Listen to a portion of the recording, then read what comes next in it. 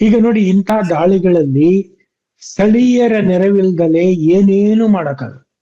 ಹ್ಮ್ ಹ್ಮ್ ಅವರನ್ನ over ground workers ಅಂತ ಕರಿತೀವಿ. ಈ ಭಯೋತ್ಪಾದಕರು ಅಂಡರ್ ಗ್ರೌಂಡ್ ವರ್ಕರ್ಸ್. ಅವರಲ್ಲಿ ಏನು ಅಂದ್ರೆ ಡಿಫರೆನ್ಸ್, ಅವರ ವ್ಯತ್ಯಾಸ ಏನು ಅಂದ್ರೆ, ಈ ಅಂಡರ್ ಗ್ರೌಂಡ್ ಭಯೋತ್ಪಾದಕರಲ್ಲಿ ಬಂದೂಕ್ ಇರುತ್ತೆ, ಶಸ್ತ್ರಾಸ್ತ್ರಗಳು ಇರುತ್ತೆ. ಓವರ್ ಗ್ರೌಂಡ್ ವರ್ಕರ್ಸ್ ಅಲ್ಲಿ ಶಸ್ತ್ರಾಸ್ತ್ರಗಳು ಅವ್ರ ಕೈಯಲ್ಲಿ ಇರೋದಿಲ್ಲ.